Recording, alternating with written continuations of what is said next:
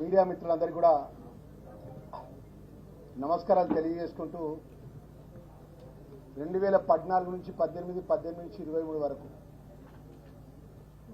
TRS party Telangana రాష్ట్రంలో మేమే రాజులం మేమే మంత్రులమని పరిపాలించి 2023 డిసెంబర్లో ప్రజాపాలన ఇంద్రమ్మ రాజ్యం లోపట తెలంగాణ ప్రజలు ఆశీర్వదించి ఇంద్రమ్మ రాజ్యాన్ని ప్రజాపాలన ప్రజలు ఆశీర్వదించి గౌరవ ముఖ్యమంత్రి గారి నేతృత్వంలో ప్రభుత్వం ఏర్పరచుకున్న తర్వాత మరి 10 సంవత్సరాలు రాజ్యం వెళ్ళినటువంటి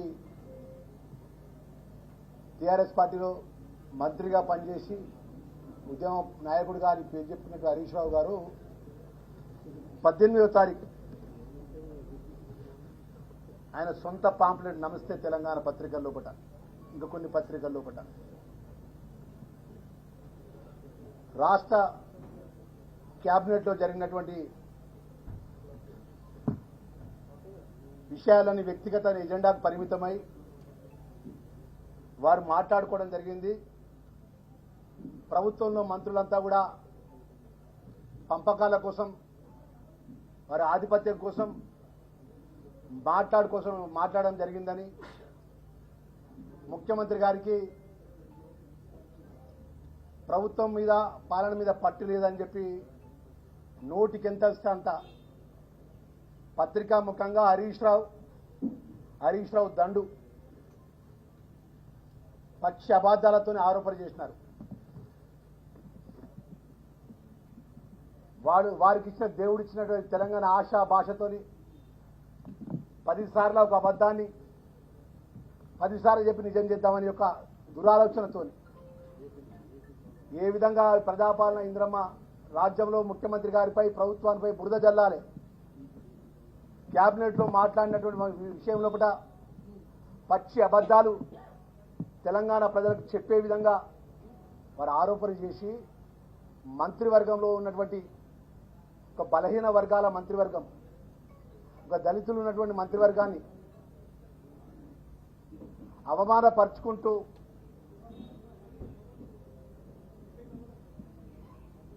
వారు మాట్లాడిన మాటను తక్షణమే క్షమాపణ చెప్పాలని చెప్పి ఏదైతే క్యాబినెట్లో అంతర్గతంగా జరిగిన క్యాబినెట్ మీటింగ్లో ప్రజలకు సంబంధించిన ఎజెండా సంక్షేమ కార్యక్రమాలకు సంబంధించిన అంశాన్నే ముఖ్యమంత్రి గారి నేతృత్వంలో మంత్రులు మాట్లాడడం జరిగింది అని వారి మాటకు జవాబు చెప్తూ వారు ఏదైతే మాట్లాడిన మాట పదే మాట్లాడిన మాట అసభ్యకరంగా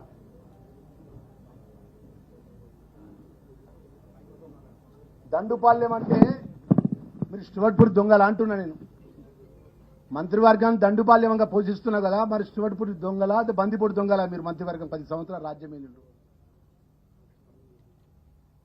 బీసీలకు సంబంధించిన మంత్రివర్గం, దళిత వర్గాలకు సంబంధించిన మంత్రివర్గం, అన్ని వర్గాల యొక్క 119 సెగ్మెంట్లో ప్రజలతో ఎన్నుకోబడ్డ శాసనసభ్యులు క్యాబినెట్లో ప్రజల అంశాలు చర్చించుకున్నటువంటి క్యాబినెట్లో మరి మీరు 10 సంవత్సరాలు రాజ్యం వెళ్ళింది కదా, మీ క్యాబినెట్లో మీరు మాట్లాడేటోళ్ళు ఎవరు మాట్లాడతారు, ఎవరు ఆ క్యాబినెట్ను ఆమోదపరిచే విధంగా ఆదేశాలు ఇస్తారు? ఒక్కరిద్దరే కదా. మీ మామగారు ముఖ్యమంత్రి, మాజీ ముఖ్యమంత్రి, మంత్రిగా నువ్వు, కేటీఆర్, మీరే కదా క్యాబినెట్ అంతా నడిపింది. అప్పుడు ప్రయాణ రాష్ట్ర హోంశాఖ మంత్రి మీ ప్రగతి భవన్కి వస్తే గేట్ల కలిసి వాపసు పంపించారు కదా. మీరు పచ్చి అబద్ధాలు ఆడి పచ్చి మోసాలు చేసి దాచుకొని మేము ప్రజాపాలన ముఖ్యమంత్రి గారి నేతృత్వంలో క్యాబినెట్లో చర్చించిన అంశాలు ప్రజల పక్షాన మాట్లాడి సంక్షేమ కార్యక్రమాల విషయంలో మాట్లాడి మేము ముందుకెళ్తుంటే పదే అబద్ధాలు ఆడుతుంటే ఒక సామాన్యమైన కార్యకర్తకి వెళ్ళి ఈరోజు కాంగ్రెస్ పార్టీ దళిత వర్గంకి వెళ్ళి నన్ను మంత్రిగా చేసినటువంటి అంశం లోపల ఏదున్నా లేకపోయినా ఆత్మ గౌరవం ఉన్నది మాకు. మా ఇందిరమ్మ రాజ్యం లోపల మాకు ఆత్మ గౌరవం ఉన్నది. ఒక దళితులు ఉన్నటువంటి క్యాబినెట్లో, ఒక బలహీన వర్గంలో క్యాబినెట్లో నువ్వు ఏ విధంగా పోల్చి మాట్లాడుతున్న విషయం లోపల పదే పదే మాట్లాడుతున్న సందర్భం లోపల నువ్వు కానీ నీ దండు కానీ నాకు ఒకటే గుర్తొచ్చింది. ఎందుకంటే మేము సామాన్యమైన కార్యకర్తలం, కాంగ్రెస్ జెండాను నమ్ముకున్న కార్యకర్తలం. రాహుల్ గాంధీ గారి నేతృత్వం లోపల, గౌరవ ముఖ్యమంత్రి గారు పెద్ద రేవంత్ రెడ్డి గారి నేతృత్వం లోపల, మా పిసిసి అధ్యక్షుల నేతృత్వం లోపల, ఇక్కడ మా గౌరవ శాసనసభ్యులము, మా శాసన మండలి సభ్యులు, అదేవిధంగా మా ఎంపీ గారు, మేమందరం కూడా, మా ఓయూసీ విద్యార్థులు కూడా వచ్చింది. మేమందరం కలిసి ఈరోజు మేము మాట్లాడేది ఒకటే. ఆయన ఏదైతే సిద్దిపేట నుంచి నామినేషన్ కోసం బయలుదేరుతాడో, మరి శనివారం పొద్దునండి 11 గంటలకు వస్తా హరీష్ రావు, నువ్వు మంత్రిగా పనిచేసినావు, నేనుగా మంత్రిగా పనిచేసిన, నేను జిల్లా పరిషత్ చైర్పర్సన్గా పనిచేసిన, ఎస్సీ కార్పొరేట్ చైర్మన్గా పనిచేసిన, ఒకటే జెండా నమ్ముకున్నా, ఒకటే పార్టీని నమ్ముకున్నా. కానీ ఆ పార్టీలో ఉండి ఆ పార్టీలో వెన్నుపోటు వచ్చే విధంగా, ఆ పార్టీలో కేసీఆర్ కింద పనిచేసుకుంటా 28 మంది ఎమ్మెల్యేలకు డబ్బులు పెట్టుబడి పెట్టి ఏ పార్టీ కేసీఆర్ని ఏ విధంగా వెన్నుపోటు వచ్చేటువంటి దురుద్దేశం ఉన్నటువంటి వాళ్ళం మేము కాదు. నిజాయితీగా కాంగ్రెస్ పార్టీ నమ్ముకున్న వాళ్ళం. కాబట్టి నువ్వు ఎక్కడైతే నామినేషన్ వేసి ఏదైతే సిద్దిపేట ప్రజలు నిన్ను వారి మధ్యలో ఉన్న దేవాలయం కంటే నామినేషన్ మొదలు పెడతావు కదా, శనివారం పొద్దున 11 గంటలకు వస్తా అని చెప్పి నేను పోయినా. నువ్వు మాట్లాడిన రాష్ట్ర క్యాబినెట్లో మాట్లాడినటువంటి అబద్ధాలు ఏదైతున్నదో నువ్వు చూపిస్తావా అని చెప్పేసి నేను ఆయనకు సవాలు విసిరి, సవాలు పరంగా నేను ఒక ప్రజాప్రతినిధిగా అక్కడికి పోయినా.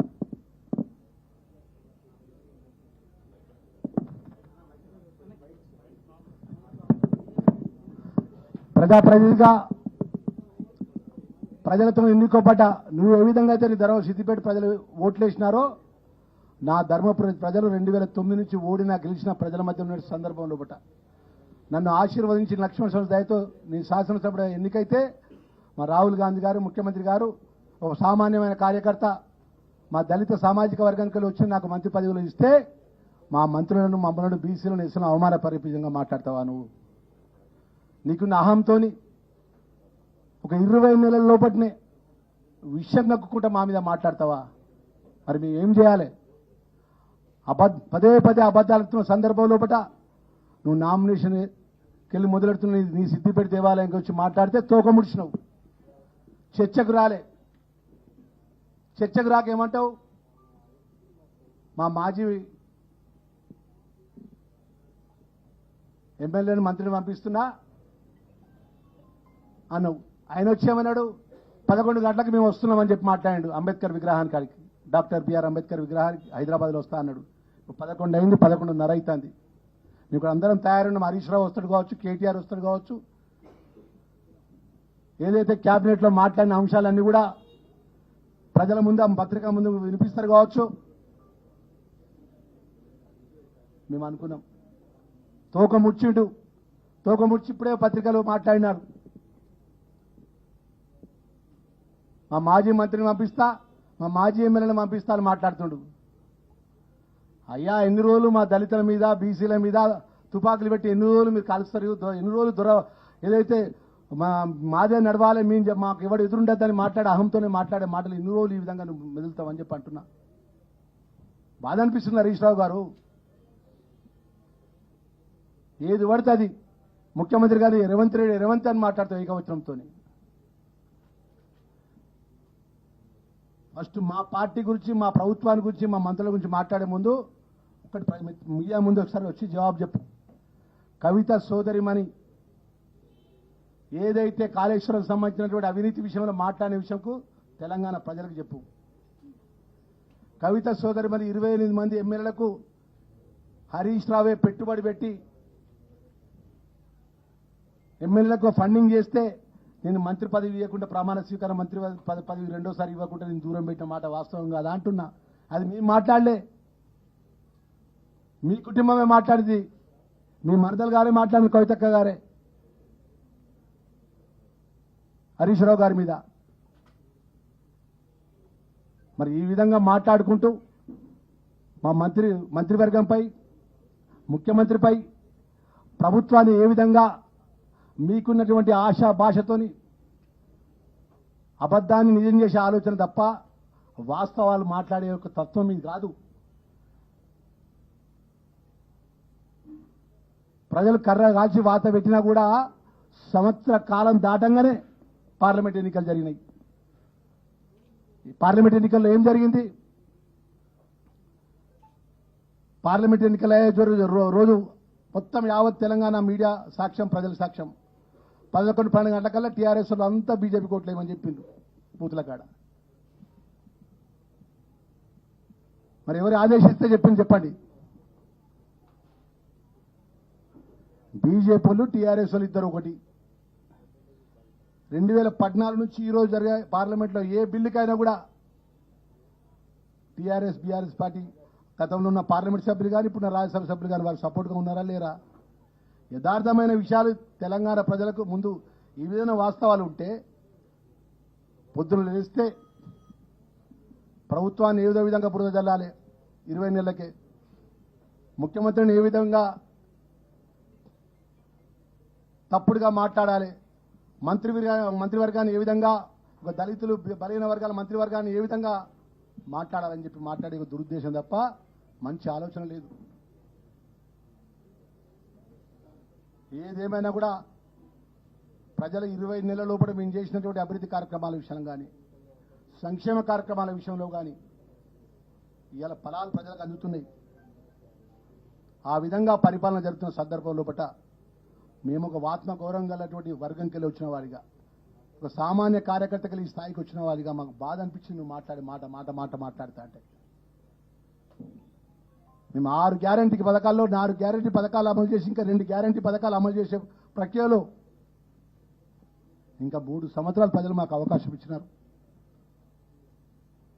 నువ్వు ఈ విధంగా మేము మీలాగా ఇగో 14 నుంచి 18, 19, 23 వరకు నువ్వు ఇచ్చినటువంటి వాగ్దానాలు మేనిఫెస్టో పెట్టి అమలు చేయని వాగ్దానాలు మేము చూపెడుతున్నాం. ఈరోజు మీ ముందు అనేక పర్యాలు చూపెట్టినాం, మళ్ళీ సందర్భంగా చూపెడుతున్నాం. మేము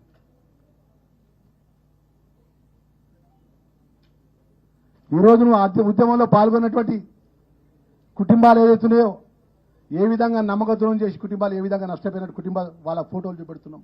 శ్రీకాంత్ ఆచార్య గారు కానీ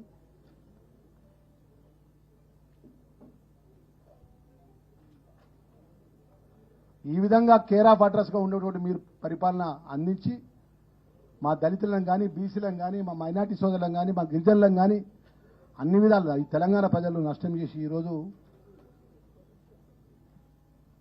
నువ్వు అనుకుంటున్నావు కేసీఆర్, మాజీ ముఖ్యమంత్రి కేసీఆర్ గారికి చెప్తున్నాం మేము, మీ హరీష్ రావు, మీ కేటీఆర్, మీ అల్లుని కొడుకు నోరు అదుపులో పెట్టుకోమని చెప్పు. ఒకవేళ ఇదే విధమైన అదుపులో పెట్టుకుంటే రాబోయే రోజుల్లో ప్రజాక్షేత్రంలో పట రేపు జరగబోయే ఉప ఎన్నికలని ప్రజలు ఏ విధంగా జవాబు చెప్పాలో జవాబు చెప్పడానికి సిద్ధంగా ఉన్నారని చెప్పేసి మనం చేస్తున్నాం.